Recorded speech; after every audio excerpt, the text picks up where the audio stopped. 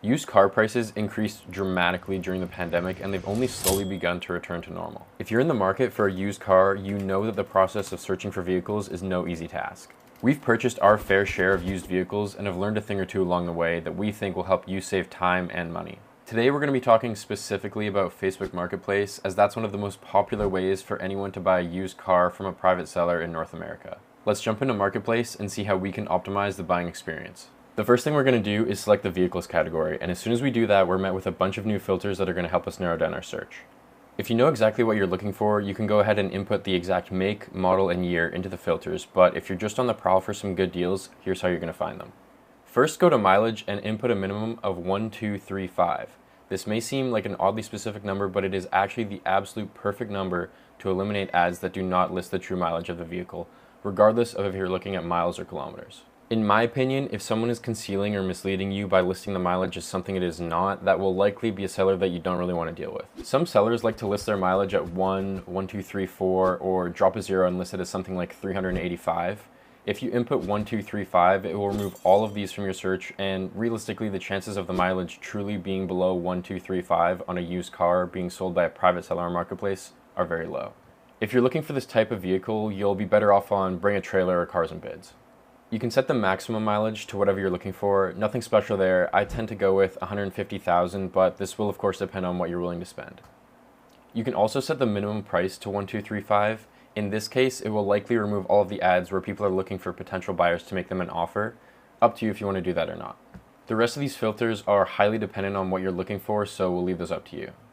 Once you've found a car you like, we'd recommend opening up a new Marketplace tab and adjusting the filters to only show the same make, model, and approximate year.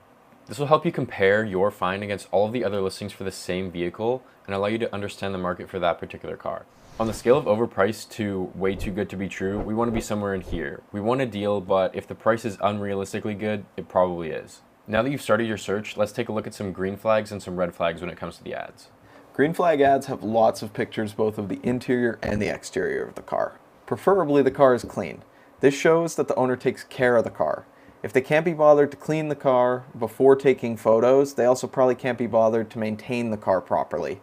And that's probably a car you don't want to own. Thoughtful descriptions that includes things like recent maintenance done or any of the issues that the car has. Honesty, it's a big thing. If people are honest about the issues, it's probably worth buying.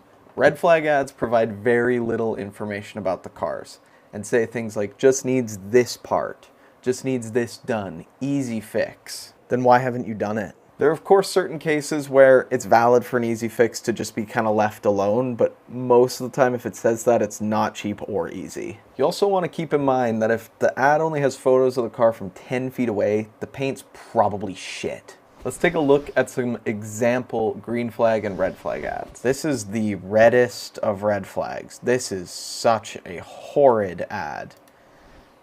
2 photos of the car. It's on BBS's, it's got Recaros, but like no information. And it's $22,000 with no mileage, no listing information about the car. It looks okay. This is just avoid, avoid, avoid. Yeah, I'd say for any listing, if the description is only one line, it's probably a good sign to stay away from that car. This Forester is a great example of a really, really good ad. The car itself looks awesome. I'm a huge fan of these Forester STIs. The photos are super nice. You can tell that whoever took them actually cares about the car. They put together a super nice listing. They provided a ton of information, and they disclose anything about the car that could be a potential issue. Yeah, this is a nice car. The paint's really nice. The interior looks pretty good.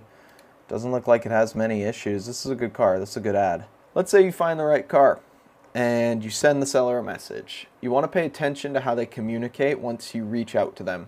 If they're hard to get a hold of, that's not an issue. People have lives and jobs. But if they're vague in their responses and they're really hard to set times to meet with, it's probably a sign that it's not the right car. When it comes to checking out a car in person, sometimes the owner may not want you to drive it, and that's understandable. But if they won't even take you for a drive in it, avoid it like the plague. Always take a good look around and under the car for rust. Rust is a big issue. Some minor surface rust is okay, just very little that's easy to fix. But anything that's rotting or kind of looks like it's been covered with either undercoating or paint, no go. Listen for any strange noises. A little belt squeal is fine, but any clunking or knocking or tapping, that's not really something you want to deal with. Feel the way the car drives. Does it pull left or right? Does the steering wheel shake or feel sloppy? Is the suspension working as it should? If possible, we'd definitely recommend trying to get on the highway and get up to cruising speeds. You'll really feel it then. If you're looking at a manual car, here's a quick list of things to check. Does it grind in certain gears? Does a clutch slip? Does it pop out in certain gears? Is the shifter sloppy and hard to direct? And a little fun fact, the easiest gear to check where the clutch engages is reverse. Make sure you test all the electronics. Do the windows shut properly? Does the sunroof shut properly? Does the AC or heat even work? Does the radio work? Make sure you check out the interior for stains or mold. Does the interior stink or smell musty? Mold grows really quickly in cars that have water leaks or even if they've just been sitting for a long time. Look for rock chips and paint damage. Most cars have some swirls from washing, but avoid cars with sun damage or damage that will buff out. It won't. Look for fluid leaks. Don't just check on the ground. Make sure you get down there and look up on the block or around the oil pan or the transmission. Minor leaks are okay, but any big, massive leaks, that's just a no-go. When it comes to making an offer, take into account any issues that may not have been listed in the ad, and make a reasonable offer for the seller.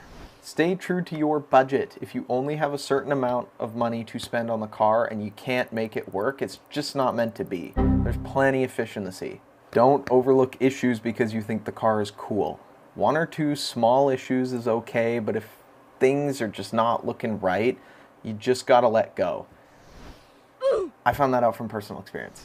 Knowing when to walk away from a car is a big deal. Whether it's one big issue or a couple small things you noticed, knowing when to just say no is very important. Keep in mind that all these tips are geared towards people who are looking for either a reliable used car or a cool used car for daily use. If you're looking for a project car, you're on your own. If you have any good tips we didn't list that you think are relevant, let us know in the comments. We're always open to suggestions.